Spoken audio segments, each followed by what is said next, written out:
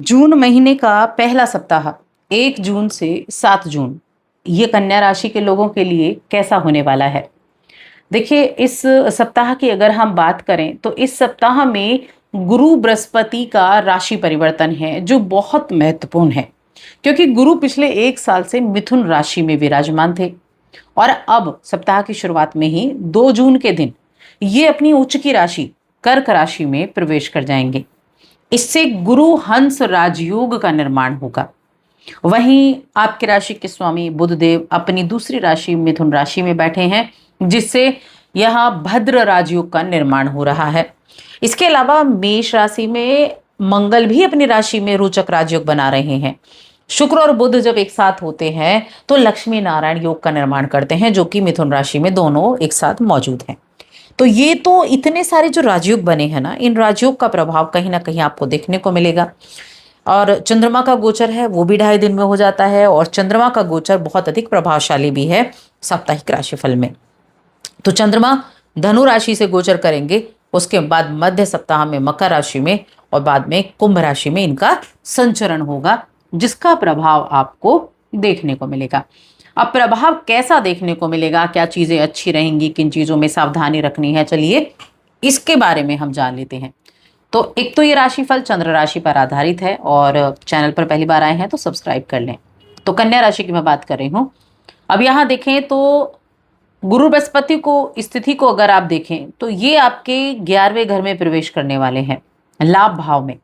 और यकीन मानिए, लाभ भाव में गुरु बृहस्पति का उच्च का होना आपके जीवन में इतनी अधिक सफलता देने वाला है कि इस सप्ताह से आपके लिए चीजें एकदम से बदलने वाली हैं। जिस संपत्ति की चाह, जिस खुशी की चाह या जिस इच्छा को पूरे करने की चाह आपके मन में थी, अब ये वो वक्त आ गया है कि आप उन चीजों को पूरा कर सकते हैं। क्योंकि ये जो गुरु का एकादश भाव है ना, जहां पर ये इतने प्रभावशाली हुए हैं, ये इनकम का है, आय जिसको बोलते हैं, ये मित्र का है, ये इच्छा पूर्ति का भाव है। तो ये बहुत ही शुभ रिजल्ट देने वाला साबित होगा। और यकीन मानिए, अगले 5 महीनों में आपकी इनकम में उल्लेखनीय वृद्धि होने के प्रबल संकेत बनेंगे, क्योंकि लंबे समय तक रहते हैं गुरु बृहस्पति एक राशि में। जो पुरानी इच्छाएं हैं, अब उनको पूरे करने का वक्त इस सप्ताह में शुरू हो जाएगा। इस सप्ताह में थोड़ा सा अपनी नेटवर्किंग पर आपको ध्यान देना है। किसी प्रभावी व्यक्ति से मिलना आपके करियर की दिशा को बदल सकता है। और देखिए, टीम प्रोजेक्ट्स में आपकी भूमिका उजागर होगी। व्यक्तिगत जीवन में व्यवस्था लाएं, दिनचर्या को बेहतर बनाएं, टाले हुए काम को निपटाएं, चीजों को जो जिन कार्यों को आपने ऐसे ही छोड़ा हुआ था ना, पेंडिंग, देखा जाएगा बाद में, ये उनको पूरा करने का भी समय है। ये इनकम को बढ़ाने का समय है, इनकम बढ़ने के योग बन रहे हैं। ये निवेश के लिए बहुत अच्छा है। किसी भी तरह के निवेश को आप करना चाहते थे, उसके लिए बहुत अच्छा है। हाँ, थोड़ा सा ये जरूर है कि स्वास्थ्य का ध्यान रखना है। स्वास्थ्य संबंधी दिक्कतें थोड़ी बहुत आपको देखने को मिल सकती हैं, लेकिन आप इस सप्ताह में अपने रूटीन में बदलाव करके मनचाहे कामों में उपलब्धि पा सकते हैं। आपको मानसिक सुकून मिलेगा, आपको प्रसन्नता मिलेगी। और देखिए, जब व्यक्ति के काम ना उसके मन मुताबिक होते हैं, जब व्यक्ति जैसे सोचता है, एक रूपरेखा बनाई, एक योजना बनाई कि इन कामों को करना है, या हमें अब इन दिनों में अपने इस काम पर फोकस करना है, तो जब सब काम मन मुताबिक तरीके से पूरे होते चले जाएं, तो आपके अंदर खुशी का ऐसा अनुभव आप प्राप्त कर पाते हैं जो आप अब कर पाएंगे। सामाजिक और राजनीतिक क्षेत्र में आपका रुझान बढ़ने वाला है। आप खुद को ऊर्जा और आत्मविश्वास से भरा महसूस करेंगे। बिजनेस की मैं बात करूं तो बिजनेस में कुछ हो सकता है फ्लक्चुएट बना रहे, उतार चढ़ाव बना रहे, क्योंकि हमें ये नहीं भूलना है कि 12वें घर में शनि बैठे हुए हैं। और देखिए, रणनीति बनाकर काम करना ही आपको लाभ दिला सकता है। फाइनेंस से जुड़ा अगर आपका कार्य है तो यकीन मानिए, बहुत अच्छा मुनाफा आपको देखने को मिलने वाला है। बहुत अच्छे मुनाफे होने की उम्मीदें हैं। साझेदारी के व्यवसाय में पार्टनर के साथ संबंधों में कटुता बिल्कुल ना आने दें। अपने जो बिजनेस है उस पर पकड़ बनाकर रखें। जो इस राशि के जातक नौकरी करने वाले हैं उनको कोई बड़ा प्रोजेक्ट मिल सकता है।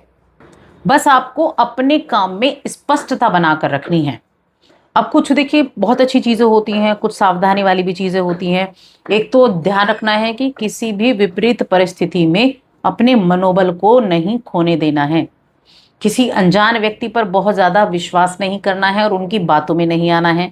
ये चीजें ध्यान रखने योग्य हैं, क्योंकि आपको ये नुकसान कर सकती हैं।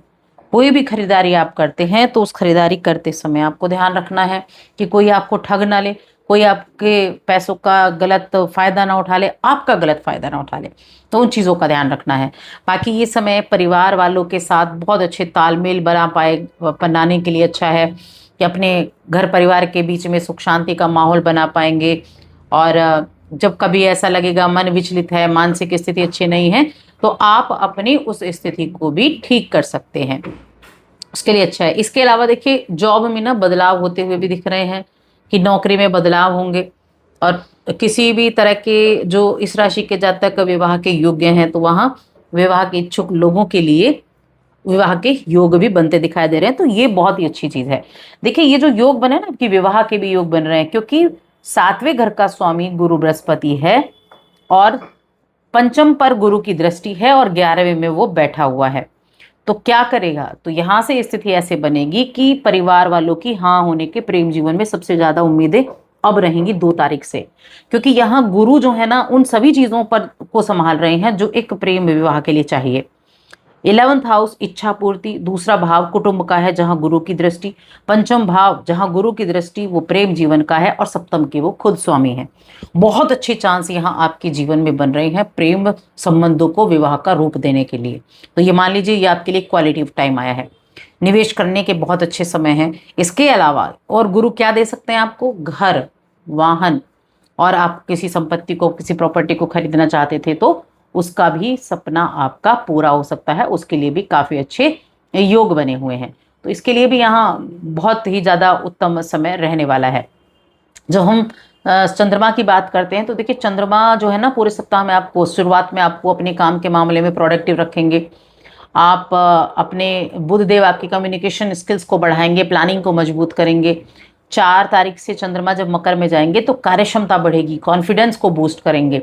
राइटिंग, मैनेजमेंट, क्रिएटिव फील्ड, इनसे जुड़े लोगों के लिए शानदार अच्छा रहेगा मौका, प्रदर्शन अच्छा कर पाएंगे। और प्रभावशाली लोगों के जरिए आपको लॉन्ग टर्म में बड़ा आर्थिक लाभ भी मिल पाएगा, समाज में भी आपकी सक्रियता बनी रहेगी। उपाय क्या कर सकते हैं, उपाय के लिए आप ओम बुधाय नमः इस मंत्र का जाप करें। यह आपके मानसिक स्पष्टता को बेहतर करेगा। तो बस आज की इस वीडियो में इतना ही।